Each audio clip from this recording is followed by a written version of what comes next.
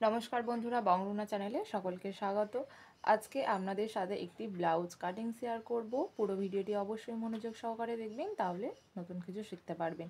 ভিডিওটি স্কিপ না করে পুরোটা দেখবেন এবং কোথাও অসুবিধা থাকলে অবশ্যই আমাকে জানাবেন, কমেন্ট করতে ভুলবেন না। ভিডিওটি শুরু করা যাক। মানে আমাকে 32 সাইজ চলেকার ব্লাউজ কাটিং করার জন্য যে মাপগুলো দরকার সেটা হচ্ছে ঝোল, ছাতি, কোমর, পুট, হাতা এবং মোহরি। এখানে আমি ঝুল নিয়েছি 13, ছাতি 36, কোমর হচ্ছে 32, পুট 11, হাতা 5 এবং মোহরি 10। একটি ব্লাউজ কাটিং করার জন্য আমাদেরকে দুই ভাঁজে ভাঁজ করতে হবে কাপড়টি, এবং প্রথমে ব্যাক পার্ট কাটিং করব, তারপরে ফ্রন্ট পার্ট কাটিং করব। ব্যাক পার্ট কাটিং করার জন্য দুই ভাঁজ করে নেওয়া কাপড়টি প্রথম একদম ধার বরাবর মাপ নিয়ে নেব। ধার বরাবর মাপ নিলে যেটা হবে সেটা হচ্ছে ঝুলের মাপ। এখানে আমার ঝুল রয়েছে 13, তার সাথে 1 ইঞ্চি এক্সট্রা যোগ করে আমরা মোট 14 ইঞ্চ নিয়ে নেব উপর থেকে একদম এই বরাবর। তারপর আমাকে নিতে হবে পুটের মাপ। এখানে পুট রয়েছে 11, 11-র অর্ধেক নিতে হবে 5.5 ইঞ্চ। আমি সেটা এখান থেকে এত দূর পর্যন্ত নিয়ে নিয়েছি।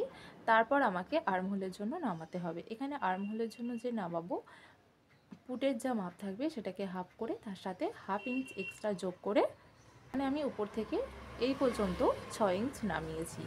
তারপর এই বরাবর আমাকে নিতে হবে ছাতির মাপ।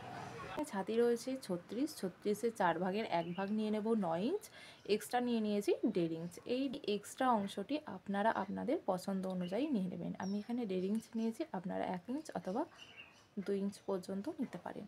তারপরে একেবারে নিচের অংশে আমি দেব কোমরের মাপ। এখানে কোমর রয়েছে 32, 32-এর 4 ভাগের 1 ভাগ নিয়ে নেব 8 ইঞ্চ, টেকেনের জন্য নিয়ে নেব 1 ইঞ্চ এক্সট্রা, আর নিয়ে নেব 1.5 ইঞ্চ, 1.5 ইঞ্চ লুজ অথবা ফিটিংসের জন্য পরবর্তীকালে সেই 1.5 ইঞ্চ নিয়ে নিলাম।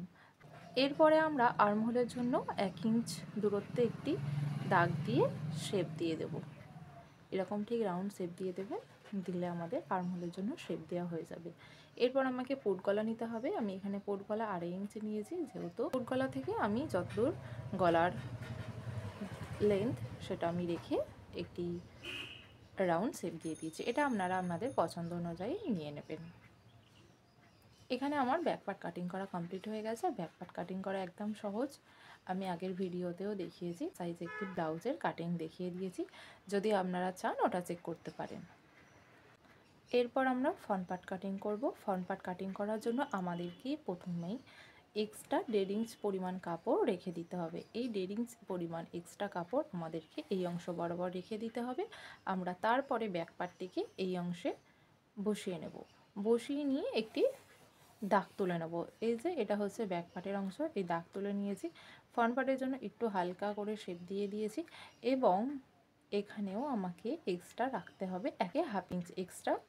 এই 1/2 ইঞ্চ এক্সট্রা আপনারা রেখেও দাগ দিয়ে নিতে পারেন।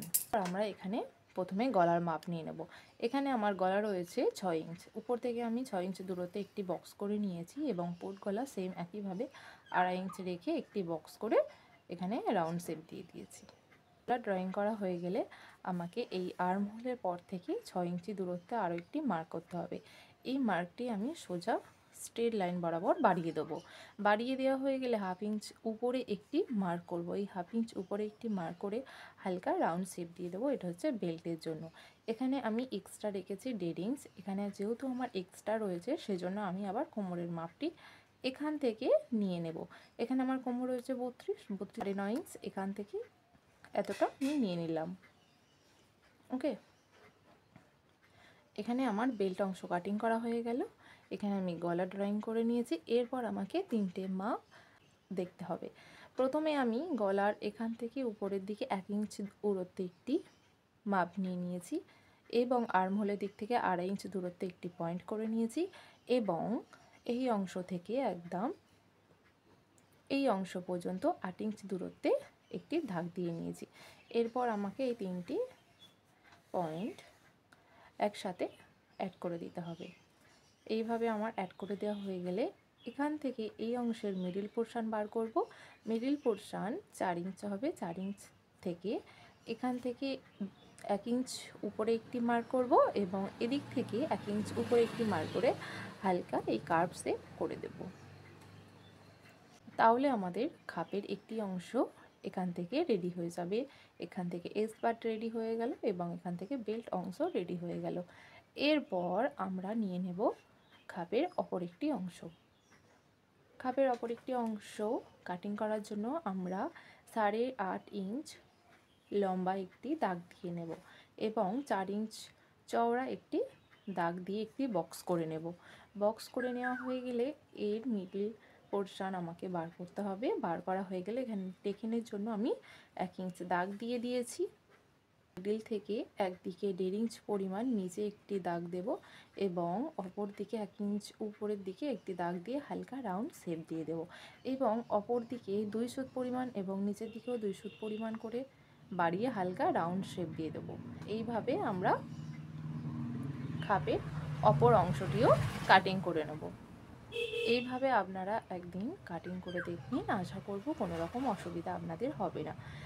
এরপরে আমাদেরকে হাতা কাটিং করতে হবে এবং হাতা কাটিংয়ের ভিডিও আমি অলরেডি দিয়ে দিয়েছি, ডিটেলসে দিয়ে দিয়েছি, সেজন্য আমি আর হাতা কাটিং বলছি না এখানে। যদি ভিডিওটি ভালো লেগে থাকে অবশ্যই চ্যানেলটিকে সাবস্ক্রাইব করে পাশে থাকবেন, এই ভিডিওটিতে একটি লাইক করবেন আর কমেন্ট করে জানাবেন। কোথাও অসুবিধা থাকলে আমি অবশ্যই চেষ্টা করব সলভ করবার। ততক্ষণ ভালো থাকবেন, টাটা।